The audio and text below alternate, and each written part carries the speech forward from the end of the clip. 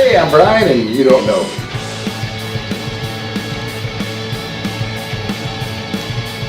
I played in this band for a long time, this band for a little time, and this band for a little time. Still don't know me. Went shopping at Amoeba Records Hollywood, and this is what's in my bag.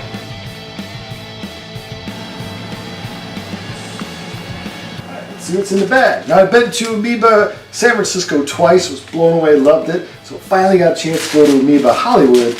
Although I didn't go to the old Hollywood location, I went to the new Hollywood location, had a good time. I was actually surprised how much new stuff they had. I was kind of looking for more used vinyl, a lot of new stuff, and I was really shocked that like half the store is CDs. I love CDs, but I thought it would be more vinyl than CDs. But so for CDs, because like half the store was CDs, I had to buy some CDs. First two I picked up were from Megadeth, Dave. If you really want to know who's the leader of this band. Endgame, which is their 12th album, and 13, which is their 13th album.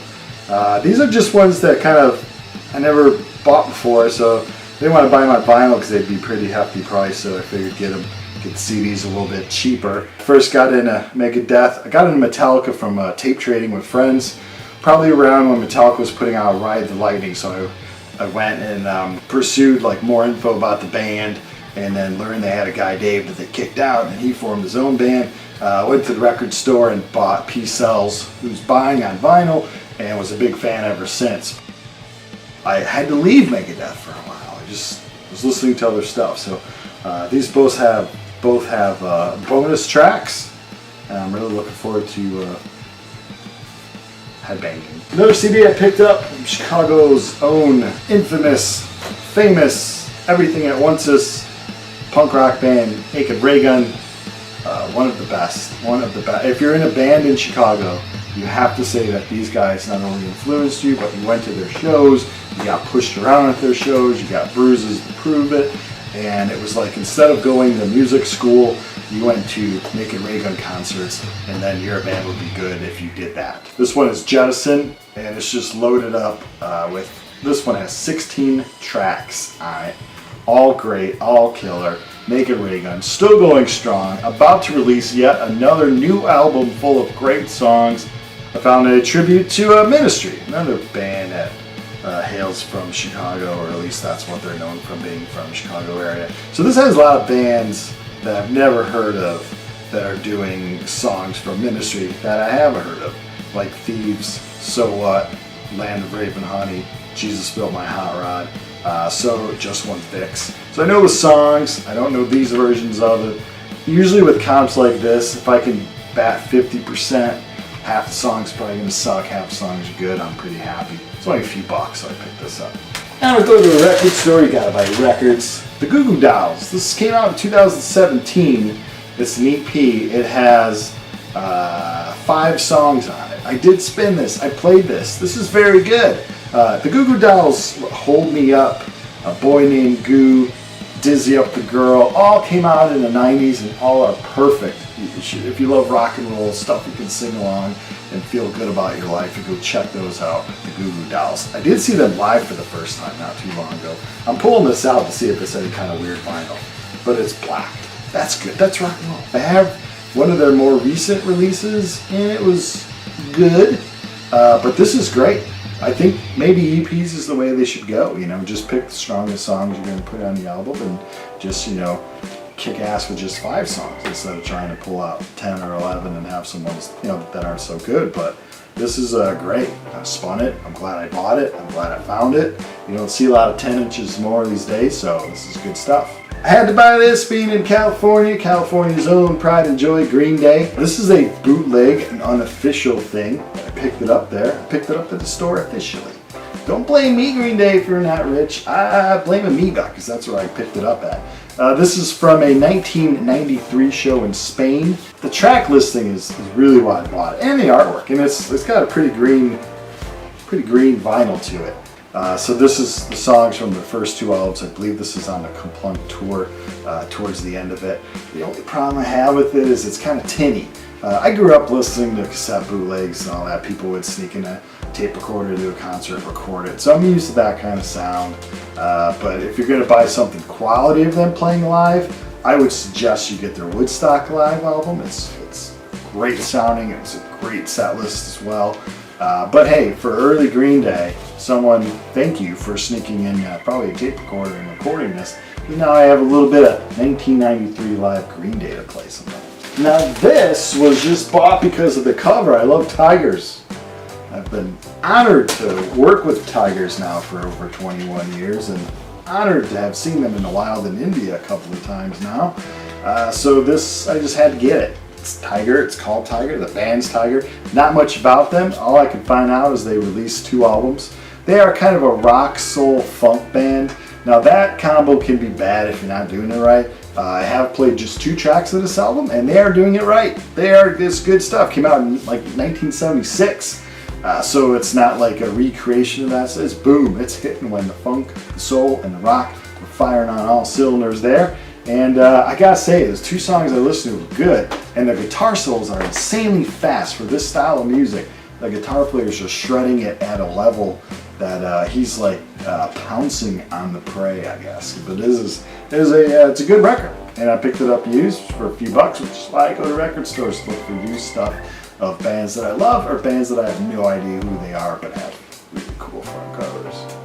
And last but not least, Valentine's. I bought this because it said it has Bon Scott from AC/DC on it. Love Bon Scott, love Brian Johnson, love AC/DC.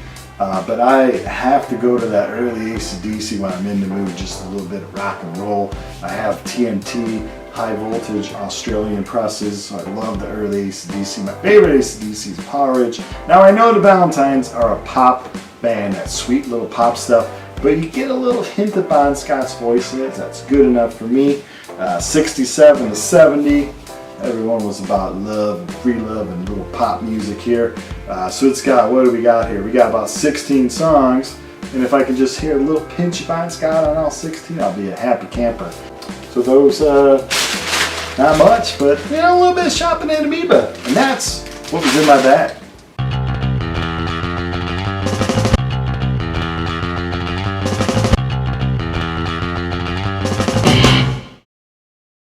Time for some record day stuff. Now, these are from the June drop.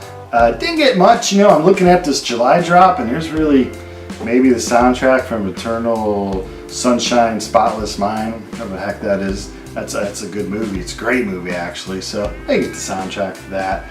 And I think there was one other release that maybe, but this may be the first drop of all the record store days that just nothing. Everything was just kind of banned. I already have a lot of the stuff that I love on other forums, so I don't need to go either wait in line or look on eBay for somebody jacking up the price 4 or 5 times more than it's worth. So I'm kind of getting over record store day. Loved you at first. It's like a relationship. Loved you at first. You were hot. Oh, we had fun. And now it's like, it's time to see other people. It's time to see other people. But anyway, I got Black Sabbath Mob Rules. If you listen to Fools, the Mob Rules picture disc, some people, picture disc sound quality sucks. Well, my ears are shot anyway. I only have this on CD. I have a lot of other Black Sabbath records on vinyl, of course, tons of Ozzy. But I do not have this on vinyl, so that's probably the reason why I did pick it up. And this, I actually paid the list price. A store around me in the Chicago area had some extras, and they just said, you know, we're just going to charge you what we would have charged you if you came in the store that day. So thank you for that. I think this came from Bric-a-Brac Records in Chicago. One of the best, great people there at Bric-a-Brac. They sell toys and all kinds of stuff. Speaking of Chicago, I had to get the new Styx EP. Have the new Styx record. I've listened to side 1 and I liked it a lot. Tommy Shaw's voice sounds great. Everything seems to be like the old Styx, besides Dennis DeYoung singing. But the keyboards sound like what you would have heard on The Grand Illusion and all that. It's a good Styx record. So these are 2 songs that weren't included on the record. The band says, hey, they're not throwaway songs. There's just 2 other songs that we feel are quality. So hopefully they are right. The same Stardust and Age of Entropia. I'm hoping to get just into this as much as I kind of like that new Styx record. So it'll be 2 more Styx songs I can have in my head, because you can never have enough Styx songs in your head. And of course, Devo, sign me up on anything they're going to do. It's the one band that'll keep me coming interested in the whole record store day thing still in this crazy year 2021. Somewhere with Devo live at the Palace 1988 plus a remix set. I've not put this on the turntable yet, but I'm sure it's pretty good. 1988, people might say, oh, the heyday, that's kind of a few years past when Devo was, you know, kicking it. But yeah, they're still good in 1988. Heck, I just saw them a few years ago and they were still fantastic. So when you do a lot of that electronical kind of music and that stuff, it doesn't really age. Electronics will be here forever. I bet you this internet thing is going to last a few more years. My expectations are going to be low for the DJ set portion, but the performance portions on side one from 1988, that's going to be fun to spin. Now, keeping it with the Devo theme, a member of Devo, Mr. Gerald Casale. What kind of Devo fan am I? I don't even pronounce the last names right. Gerald puts out this. This is from Jihad Jerry and the Evil Doers. So this is going to be, I think this was put out 2006-ish, and then this is just first time on vinyl. So it probably came out on CD, and now because everyone and their mother loves vinyl, they're going to put it on vinyl. So I have not heard anything in this, and I'm anxious to listen to this. So those are my 4 big record store day June drop purchases. And like I said, July, I actually may sit that one out. More records for all of you. Thanks for watching.